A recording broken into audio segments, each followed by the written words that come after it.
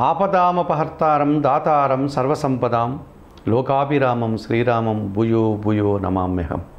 సుప్రభాతం channel ప్రేక్షకులకు నమస్కారం. మాసఫలం కార్యక్రమానికి స్వాగతం. 2025 ఆగస్టు మాసం చాలా ప్రత్యేకమైనదిగా చెప్పుకోవచ్చు. శ్రావణ మాసం 2వ శ్రావణ శుక్రవారం రోజునే ఆగస్టు నెల ప్రారంభమవుతుంది. భాద్రపద మాసం మొదటి వారంతో ఆగస్టు మాసం ముగుస్తుంది. ఈ ఆగస్టు మాసంలో శ్రావణ శుక్రవారాలు వరలక్ష్మి వ్రతం, మంగళ గౌరీ వ్రతాలు, రాఖీ పండుగ, శ్రావణ పౌర్ణమి, నాగపంచమి, శ్రీకృష్ణాష్టమి, శ్రీ వినాయక చవితి లాంటి పండుగలు పర్వదినాలు చాలా వరకు కనిపిస్తున్నాయి. ఇంతటి పర్వదినాలు కలిగినటువంటి ఈ మాసములో ప్రజలందరూ కూడా భక్తి ప్రపత్తులతో కాలం గడిపేటువంటి వాతావరణం మనకు కనిపిస్తుంది.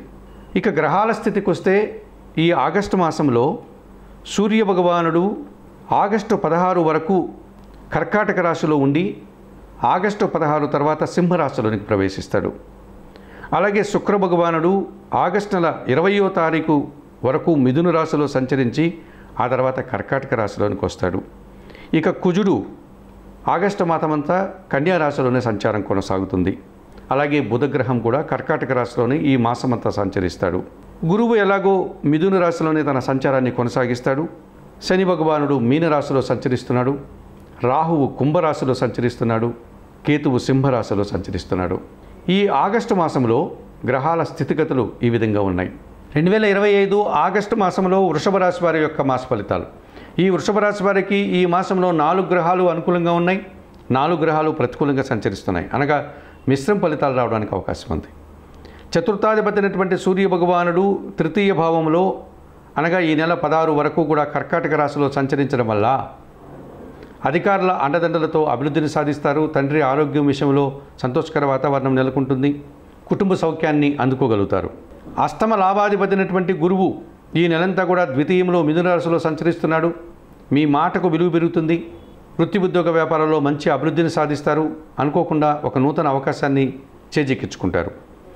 జన్మరాశ్యాధిపతి షష్టాధిపతి అయినటువంటి శుక్రుడు ఈ నెలంతా కూడా ద్వితీయంలో అనగా మిథున రాశిలో, తృతీయంలో అనగా కర్కాటక రాశిలో సంచరించడం వల్ల స్త్రీజన సహకారంతో గట్టి పోటీని ఎదుర్కొని విజయాన్ని సాధిస్తారు. స్త్రీజన సహకారంతో వృత్తి ఉద్యోగ వ్యాపారాల్లో అభివృద్ధిని సాధిస్తారు. కుటుంబపరమైన సౌఖ్యాన్ని కూడా అందుకుంటారు. భాగ్య లాభాధిపతి అయినటువంటి శని భగవానుడు ఈ నెలంతా లాభంలో మీనరాశిలో సంచరించడం వల్ల తండ్రి గారి ఆరోగ్యం విషయంలో శుభ పరిణామం చోటు చేసుకుంటుంది. వృత్తి ఉద్యోగ వ్యాపారాల్లో అభివృద్ధిని సాధిస్తారు. పనివారి సహకారంతో ఇంట బయట చాలా పనులు సునాయాసంగా పూర్తి చేస్తారు.